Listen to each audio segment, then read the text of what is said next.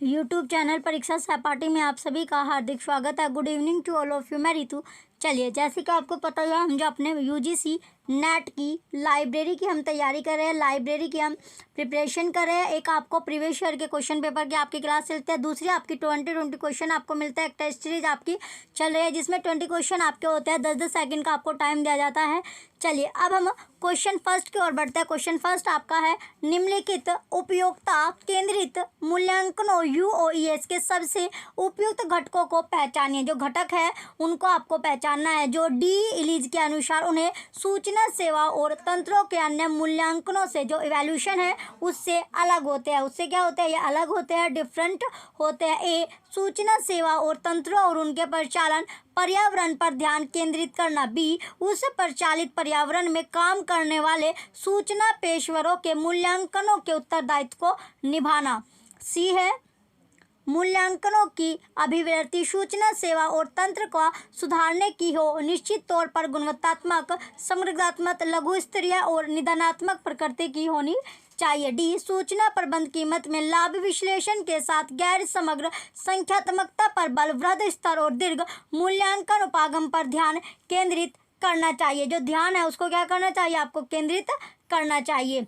तो 10 सेकंड आपको मिलेगी। क्वेश्चन नंबर फर्स्ट का राइट आंसर क्या है? ये आपके ऑप्शन दिए गए हैं ए, बी, सी, डी। तो राइट आंसर क्या है इसमें आपको बताना है। 10 सेकंड आपको मिली है।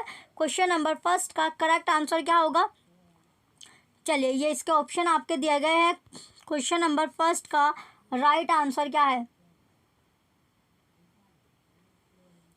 चलिए, आपका जो टाइम था वो समाप्त हुआ है। इसका जो राइट आंसर होगा, इसमें सबसे पहले जो पहली स्टेटमेंट आपकी सही है, ए, बी और सी, तीनों ए, बी, सी स्टेटमेंट जो है वो सही आपकी दी गई है। पहला, दूसरा, तीसरा। तो राइट आंसर जो है इसका ऑप्शन बी है, पहला, दूसरा, तीसरा सही है। नेक्स्ट क्वेश्चन है क्वेश्चन नंबर सेकंड,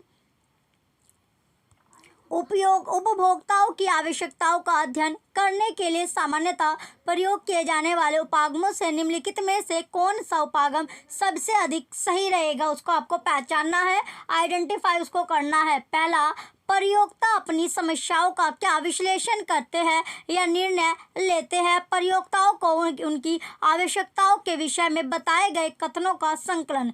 दूसरा है, पिछले प्रयोगों का परीक्षण करना और मान लेना कि भविष्य में भी ऐसा ही होगा। तीसरा है आगे, उपयोक्ताओं का मानवीय मूल्यों के प्रति दृष्टिकोण का तथा उनके पर्व कथन का अध्ययन। चौथा, राष्ट्र निर्माण में उपयोक्ताओं के योगदान पर प्रयोग करना। तो 10 सेकंड आपको मिली है। क्वेश्चन सेकंड का करेक्ट आंसर क्या है आपको बताना है। 10 सेकंड के अंदर 10 सेकंड का आपका समय मिलता है। एक क्वेश्चन के लिए 10 सेकंड आपको दी जाती है। तो कौन सी स्टेटमेंट जो है इसमें करेक्ट होगी? चलिए, इसमें पहली और दूसरी जो स्टेटमेंट है दोनों की दोनों आपकी सही है। पहली दूसरी सही होगी। राइट आंसर जो है इसका ऑप्शन बी है, पहला और दूसरा सही है। नेक्स्ट क्वेश्चन है क्वेश्चन नंबर थर्ड, उपयोगकर्ता के सूचना खोज व्यवहार को जानने की पद्धति को क्या कहा जाता है? जो उपयोग करता है, जो यूजर्स है, उसकी जो सूचना खोज जो व्यवहार है, बिहेवियर है, उसको जानने की जो पद्धति है, जो सिस्टम है, उसको क्या कहा जाएगा? ऑप्शन ए, उपयोगकर्ता अध्ययन राइट। ऑप्शन बी, संचार अध्ययन रॉन्ग। ऑप्शन सी, उपयोगकर्ता व्यवहार अध्ययन रॉन्ग। ऑप्शन डी, उपयोगकर्ता शिक्षा रॉन्ग। तो राइट आंसर क्या? इसमें क्वेश्चन थर्ड था आपका, उपयोगकर्ता के सूचना खोज व्यवहार को जानने की पद्धति को जो सिस्टम है उसको क्या कहा जाएगा? ऑप्शन ए, उपयोगकर्ता अध्ययन। ऑप्शन बी, संचार अध्ययन। ऑप्शन सी, उपयोगकर्ता व्यवहार अध्ययन। ऑप्शन डी, उपयोगकर्ता शिक्षा। तो 10 सेकंड आपको दी गई है। क्वेश्चन थर्ड का करेक्ट आंसर क्या होगा आपको बताना है। 10 सेकंड के अंदर आपको आंसर देना है। क्वेश्चन थर्ड का करेक्ट आंसर क्या होगा? चलिए, आपका जो टाइम था वो समाप्त हुआ। क्वेश्चन थर्ड का राइट आंसर है ऑप्शन है यूजर स्टडी, यानी उपयोगकर्ता अध्ययन इसका राइट आंसर होगा। नेक्स्ट क्वेश्चन है क्वेश्चन नंबर फोर्थ, इनमें से क्या उपयोगकर्ता अध्ययन का प्रयोजन नहीं है? तो इसमें से पूछा गया है कि कौन सा वो है जो यूजर स्टडी का प्रयोजन नहीं है। ऑप्शन ए, संकलन का विकास वैज्ञानिक तरीके से करना। ऑप्शन बी, उपयोगकर्ता की स्थिति जानना। ऑप्शन सी संकलन विकास नीति तथ्यों के आधार पर तैयार करना, ऑप्शन डी विभिन्न संकलनों की ताकत और मजबूती का पता लगाना। तो इसमें 10 सेकंड का आपको टाइम मिला है। कौन सा ऑप्शन आपका करेक्ट है? क्वेश्चन 4 का राइट आंसर क्या होगा? जो उपयोगकर्ता अध्ययन का जो परियोज्य है वो कौन कौन सा होगा? इसमें पूछा गया है। जो नहीं है तो इसमें 3 हो गए, जो नहीं है वो आपको बताना है परियोज्य नहीं है। तो परियोज्य क्या नहीं है? उपयोगकर्ता की स्थिति जानना। जो उपयोगकर्ता की स्थिति जानना, इसका प्रयोग उपयोगकर्ता अध्ययन का परियोज्य नहीं होता है। ऑप्शन बी करेक्ट है। नेक्स्ट क्वेश्चन है 5th, किसी विशिष्ट उपयोगकर्ता समूह के लिए रुचिकर हाल या सूचना या समाचार युक्त प्रिंट, इलेक्ट्रॉनिक या किसी भी अन्य रूप को क्या कहा जाता है? किसी भी जो अन्य रूप है उसको क्या कहा जाता है, क्या कहा जाएगा? ऑप्शन ए व्यापार सूची, ऑप्शन बी हस्त पुस्तिका, ऑप्शन सी समाचार पत्रिका, ऑप्शन डी नियमावली। ऑप्शन डी क्या है? नियमावली। तो 10 सेकंड के अंदर आपको आंसर देना है। क्वेश्चन 5th का करेक्ट आंसर क्या होगा? क्वेश्चन नंबर 5th का करेक्ट आंसर क्या है? चलिए, आपका जो टाइम था वो समाप्त हुआ। राइट आंसर है इसका समाचार पत्रिका। ऑप्शन सी करेक्ट होगा। समाचार पत्रिका जो है इसका राइट आंसर है। नेक्स्ट क्वेश्चन है क्वेश्चन 6, एक सार्वजनिक पुस्तकालय के उपयोगकर्ता समुदाय में क्या शामिल होता है? जो सार्वजनिक जो पुस्तकालय है, पब्लिक जो लाइब्रेरीज है, उसका जो उपयोग करता है, जो यूजर्स है, उसका समुदाय यानी जो कम्युनिटी है उसमें क्या शामिल होता है? ऑप्शन ए उपयोगकर्ता का द्विसमूह, ऑप्शन बी उपयोगकर्ताओं का विजातीय समूह, ऑप्शन सी उपयोगकर्ताओं का एकल समूह, ऑप्शन डी उपयोगकर्ताओं का सजातीय समूह। तो कौन सा समूह इसमें आपका आएगा? जो आता है 10 सेकंड का आपको टाइम मिला है। क्वेश्चन 6 का करेक्ट आंसर क्या है? तो जो सार्वजनिक पुस्तकालय के जो उपयोगकर्ता है, जो यूजर्स कमेटी है, उसमें क्या शामिल होता है? 10 सेकंड का आपको टाइम दिया गया था। चलिए, आपका टाइम समाप्त हुआ। राइट आंसर है इसका उपयोगकर्ताओं का विजातीय समूह। कैसा समूह? जो उपयोग करता है, जो यूजर्स है, उसका जो विजातीय ग्रुप होगा, विजातीय समूह राइट होगा। नेक्स्ट क्वेश्चन है 7। क्वेश्चन नंबर 7 है student visit to library is influenced by the availability of internal state. Students visit to library is which kind of variable? ग्रंथालय के छात्रों का आगमन इंटरनेट की उपलब्धता से प्रभावित होता है। बतलावे कि ग्रंथालय में छात्रों का आगमन किस प्रकार का चर है, किस प्रकार का वेरिएबल होगा? ऑप्शन ए इंडिपेंडेंट वेरिएबल, स्वतंत्र चर, ऑप्शन बी इंटरवेनिंग वेरिएबल, अंतरक्षेप चर, ऑप्शन सी डिपेंडेंट वेरिएबल, आश्रित चर, ऑप्शन डी इंटरसेप्ट वेरिएबल, अंतराधारीय चर। तो 10 सेकंड का आपको समय मिला है, जल्दी से अपना आंसर बताना। क्वेश्चन 7 का करेक्ट आंसर क्या होगा? क्वेश्चन नंबर 7 का राइट आंसर क्या है? चलिए, आपका जो टाइम था वो समाप्त हुआ। राइट आंसर है इसका ऑप्शन सी डिपेंडेंट वेरिएबल, आश्रित चर राइट होगा। नेक्स्ट क्वेश्चन है क्वेश्चन नंबर 8। क्वेश्चन 8 है Who categorize the users studies in the following 3 categories? उपयोगकर्ता अध्ययनों को निम्नलिखित 3 श्रेणियों में किसने श्रेणीबद्ध किया है? तो कौन सा, यानी 3 जो श्रेणी है, कैटेगरी है, किसने उन्हें श्रेणीबद्ध किया है? पहला बिहेवियर स्टडीज, व्यवहार अध्ययन, सेकंड यूजर स्टडीज, उपयोग अध्ययन, थर्ड है इंफॉर्मेशन फ्लो स्टडीज, सूचना प्रवाह अध्ययन। Option A Maurice B Line, option B Menzel, option C Cronin, option D Voigt. तो ये इंपॉर्टेंट क्वेश्चन है। क्वेश्चन नंबर 8 राइट आंसर आपको बताना है। 10 सेकंड आपको मिली है। क्वेश्चन 8 का करेक्ट आंसर क्या होगा? तो किसने इन्हें 3 कैटेगरी में श्रेणीबद्ध किया था? क्वेश्चन 8 इंपॉर्टेंट क्वेश्चन है। चलिए, आपका टाइम समाप्त हुआ। राइट आंसर है इसका मैंजेल। किसने श्रेणीबद्ध किया था? कैटेगराइज जो क्या है, मैंजेल ने किया था। नेक्स्ट क्वेश्चन है 9। मैच द फॉलोइंग, निम्नलिखित को सुमेलित करना है। लिस्ट फर्स्ट को लिस्ट सेकंड से आपको मैच करना है। सूची फर्स्ट को सूची सेकंड से मिलाना होगा। इसमें बिहेवियर स्टडीज़ है, यूजर स्टडीज़ है और इंफॉर्मेशन फ्लो है, यूजर स्टडीज़ है। इसका आपको मैच करना है। चलिए, 10 सेकंड आपको मिली है। क्वेश्चन 9 का करेक्ट आंसर क्या होगा? मैच द फॉलोइंग वाला क्वेश्चन है। मिलाना है आपको सूची फर्स्ट को सूची सेकंड से। चलिए इसमें सबसे पहले अब आपका आएगा बिहेवियर जो स्टडीज यानी व्यवहार अध्ययन। व्यवहार अध्ययन होता है interaction of user with communication system, प्रयोक्ता की संप्रेषण व्यवस्था के साथ अंतःक्रिया। दूसरा है यूज स्टडीज, प्रयोग अध्ययन। यूज जो स्टडीज है, प्रयोग जो अध्ययन है, ये हो जाएगा आपका यूज ऑफ कम्युनिकेशन मीडियम, संप्रेषण माध्यम प्रयोग। तीसरा है यूजर स्टडीज, प्रयोक्ता अध्ययन। तो प्रयोक्ता अध्ययन क्या है, ये हो जाएगा extent of use of facilities service, सुविधाओं सेवाओं को प्रयोग की सीमा। चौथा है इंफॉर्मेशन फ्लो, सूचना प्रवाह अध्ययन। तो ये क्या हो जाएगा, सूचना प्रवाह अध्ययन हो जाएगा पैटर्न ऑफ साइंस कम्युनिकेशन, विज्ञान संप्रेषण का पैटर्न। तो ये आपका हो जाएगा। तो ये जो है इसका जो सीक्वेंस बनता है, ये आपका सीक्वेंस क्या बनेगा, सीक्वेंस बनता है तीसरा, चौथा, पहला, दूसरा। ऑप्शन बी करेक्ट होगा। नेक्स्ट क्वेश्चन है question number 10। Match the following, निम्नलिखित को आपको सुमेलित करना है। लिस्ट फर्स्ट को लिस्ट सेकंड से मैच करना होगा।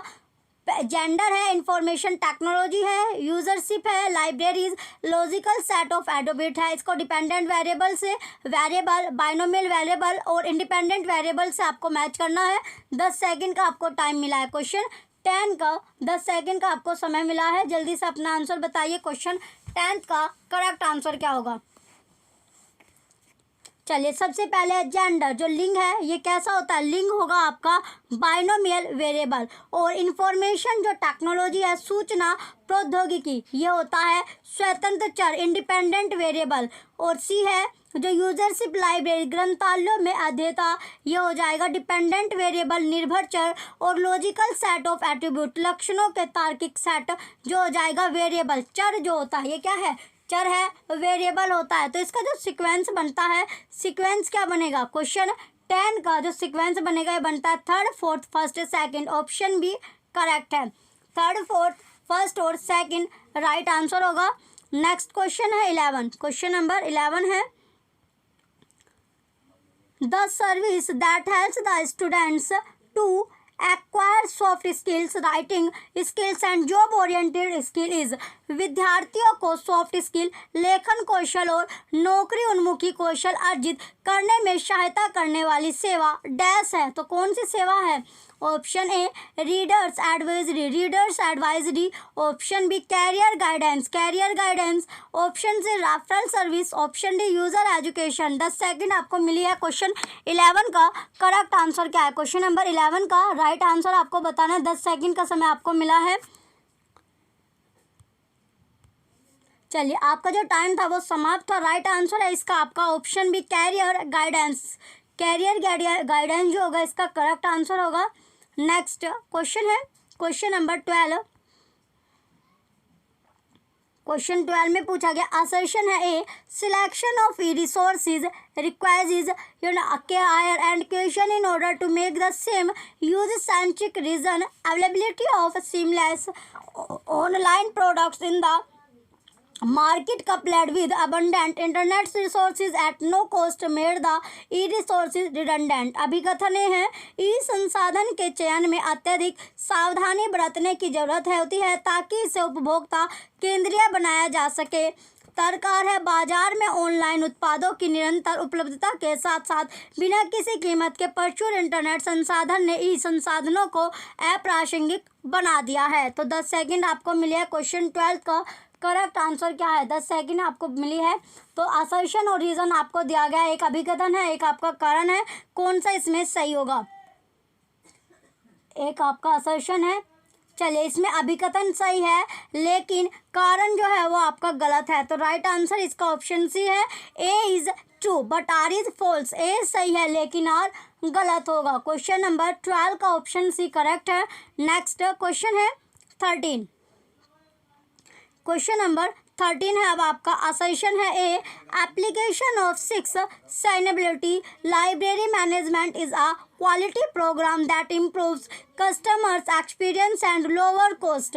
Reason are 6 phases of sigma are necessary in all library operation। अभिकथन है आपका है पुस्तकालय प्रबंध में 6 सिग्मा का अनुप्रयोग एक गुणवत्ता कार्यक्रम है जो उपभोक्ता अनुभव में सुधार और लागत में कमी लाता है। आगे है तर्क जो दिया गया है सिग्मा के 6 चरण सभी पुस्तकालय प्रचालनों में आवश्यक है। 10 सेकंड आपको मिली है क्वेश्चन नंबर, तो 10 सेकंड के अंदर अंदर आपको आंसर देना है। कौन सा ऑप्शन आपका करेक्ट होगा क्वेश्चन नंबर 13 का? ये ऑप्शन आपको दिया गया है क्वेश्चन 13 का। चलिए राइट आंसर आपको बताना था। इसका जो राइट आंसर होगा क्वेश्चन 13 का करेक्ट आंसर है आपका A is true but R is false. A सही है लेकिन आर गलत है। नेक्स्ट क्वेश्चन है 14। असर्शन ए है a library needs to generate our customer base which is supportive of library programs. Reason R if a library resources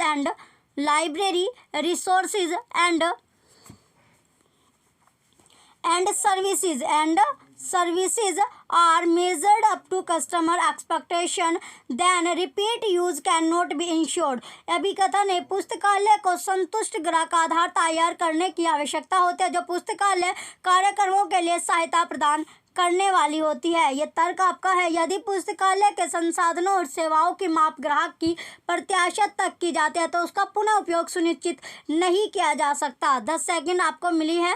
10 second में आपको answer बताना है। क्वेश्चन नंबर 14 का करेक्ट आंसर क्या होगा? तो क्वेश्चन जो 14 है इसका करेक्ट आंसर आपको बताना है 10 सेकंड के अंदर अंदर। चलिए आपका जो टाइम था वो समाप्त हुआ। राइट आंसर जो है इसका क्वेश्चन 14 का करेक्ट आंसर है इसका आपका A is true but R is false. A सही है लेकिन आर गलत है। नेक्स्ट क्वेश्चन है 75 क्वेश्चन 15। चलिए नेक्स्ट जो क्वेश्चन है क्वेश्चन नंबर 15 है। क्वेश्चन 15 में दिया गया आपका विच of the following is not used interchangeable with user education.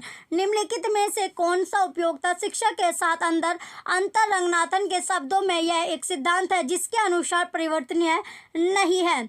जिसके अनुसार जो है वो परिवर्तनीय नहीं है। ऑप्शन ए लाइब्रेरी इंस्ट्रक्शन पुस्तकालय अनुदेश। ऑप्शन बी लाइब्रेरी ओरिएंटेशन पुस्तकालय अभिमुखीकरण। ऑप्शन सी बिब्लियोग्राफिक इंस्ट्रक्शन ग्रंथपरक अनुदेश। ऑप्शन डी लाइब्रेरी एथिक्स पुस्तकालय आचार शास्त्र। 10 सेकंड आपको मिली है। क्वेश्चन नंबर 15 का करेक्ट आंसर क्या होगा? 10 सेकंड में आंसर देना है। क्वेश्चन 15 का करेक्ट आंसर क्या होगा? चलिए क्वेश्चन नंबर 15 का जो राइट आंसर है आपका जो टाइम था वो समाप्त हो। राइट आंसर है इसका लाइब्रेरी एथिक्स। ऑप्शन डी पुस्तकालय आचार शास्त्र राइट होगा। नेक्स्ट क्वेश्चन है 16 क्वेश्चन नंबर 16 है which of the following is concerned with canon of prepotence. निम्न में से कौन सा प्रबलता का उपसूत्र से संबंधित है?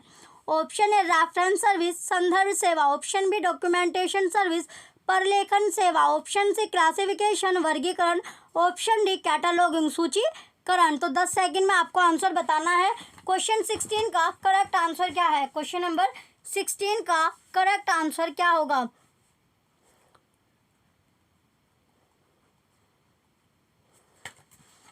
चलिए आपका जो टाइम था वो समाप्त हुआ। राइट आंसर जो है क्वेश्चन 16 का करेक्ट आंसर है कैटलॉगिंग सूचीकरण करेक्ट होगा। नेक्स्ट क्वेश्चन है 17 which sub formula is related to the administration of catalogue entries. कौन सा उपसूत्र सूची प्रविष्टों के व्यवस्थापन से संबंधित है? Option A canon of recall value पुनः स्मरण मान का उपसूत्र। Option B canon of sought heading वांछित शीर्षक का उपसूत्र। Option C canon of permanence स्थायित्व का उपसूत्र। Option D canon of prepotency प्रबलता का उपसूत्र। तो 10 सेकंड आपको दी गई है। क्वेश्चन 17 का करेक्ट आंसर क्या है? क्वेश्चन नंबर 17 का राइट आंसर आपको बताना है। 10 सेकंड के अंदर अंदर आपको आंसर देना होगा। चलिए आपका टाइम समाप्त हो। राइट आंसर है इसका कैनन ऑफ प्रीपोटेंसी प्रबलता का उपसूत्र करेक्ट होगा। नेक्स्ट क्वेश्चन है 18 according to S.R. Ranganathan wherever telescoping of array is done the canon of hierarchy is violated. This violation is deliberately done to satisfy ऐसा रंगनाथन के अनुसार जहाँ भी पंक्ति का दूरबीनीकरण किया गया हो तो पदानुक्रम के उपसूत्र का उल्लंघन होता है।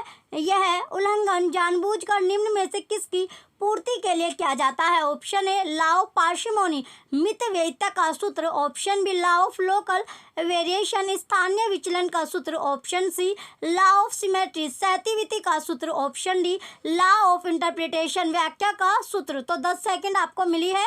क्वेश्चन नंबर 18 का करेक्ट आंसर क्या होगा? 10 सेकंड के अंदर अंदर आपको आंसर देना है।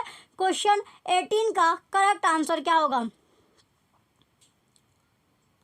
चलिए, आपका जो टाइम था वो एंड हुआ। राइट आंसर इसका ऑप्शन ए है लॉ ऑफ पार्सिमोनी मितव्ययिता का सूत्र राइट होगा।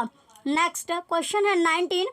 आइडेंटिफाई आपको करना है, पहचानना है। Identify the principle of the implementation of the canon of helpful sequence. सहायक के उपसूत्रों के क्रियान्वयन के सिद्धांतों की अनुक्रम आइडेंटिफाई करना है, पहचान करनी है आपको। पहला A principle of spatial contiguity देशिक सामीप्य का सिद्धांत spatial contiguity. B principle of increasing literary warrant वृद्धिशील ग्रंथ राशि प्रमाण का सिद्धांत इंक्रीजिंग लिटरेरी वारंट। सी है अब प्रिंसिपल ऑफ मॉड्यूलेशन स्वराघात का सिद्धांत मॉड्यूलेशन। डी है प्रिंसिपल ऑफ एनुमरेशन परिगणना का सिद्धांत। या इसके ऑप्शन दिए गए 10 सेकंड आपको दी गई है। कौन कौन सा इसमें आपका सही, यानी आपको सीक्वेंस में आपको लगाना है। तो सीक्वेंस में इसमें लगाने के लिए इसमें बोला गया है। तो कौन कौन सा इसमें आपका सही होगा? सही इसमें कौन कौन सा है? चलिए, आपका जो टाइम था वो समाप्त हुआ। इसमें जो करेक्ट है तो राइट क्या क्या है इसमें? प्रिंसिपल ऑफ स्पेशल कंटिग्यूटी देशिक सामीप्य का देशांत देशिक सामीप्य का सिद्धांत स्पेशल कंटिग्यूटी। और B principle of increasing literary warrant वृद्धिशील ग्रंथ राशि प्रमाण का सिद्धांत इंक्रीजिंग लिटरेरी वारंट। ए और बी इसमें सही है। क्वेश्चन 19 का राइट आंसर ऑप्शन ए है। A and B are correct. A B क्या होगा इसमें? सही है। नेक्स्ट क्वेश्चन है क्वेश्चन नंबर 20। क्वेश्चन नंबर 20 है canon of existence one of the canons of निशेषता का उपसूत्र एक प्रकार का उपसूत्र है। तो कैसा उपसूत्र है? ऑप्शन ए एरे पंक्ति का, ऑप्शन बी चेन श्रृंखला का, ऑप्शन सी कैरेक्टरिस्टिक्स वंशानुक्रम का, ऑप्शन डी फिलिटरी सीक्वेंस विशेषताओं का। तो 10 सेकंड आपको मिली है। क्वेश्चन 20 का करेक्ट आंसर क्या होगा? क्वेश्चन नंबर 20 का राइट आंसर आपको बताना है। 10 सेकंड आपको मिली है। राइट आंसर इसका क्या होगा? राइट आंसर इसमें आपको बताना है। चलिए, राइट आंसर है इसका ऑप्शन ए एरे पंक्ति का। ऑप्शन ए एरे जो है पंक्ति का राइट आंसर होगा। 10 सेकंड आपको मिली थी। चलिए, ये आपका एरे जो है ऑप्शन ए करेक्ट आंसर होगा। क्वेश्चन नंबर 20 का लास्ट क्वेश्चन आपका था। चलिए, जो बच्चे चैनल पर नए हैं वो चैनल सब्सक्राइब करके रखें। Thank you.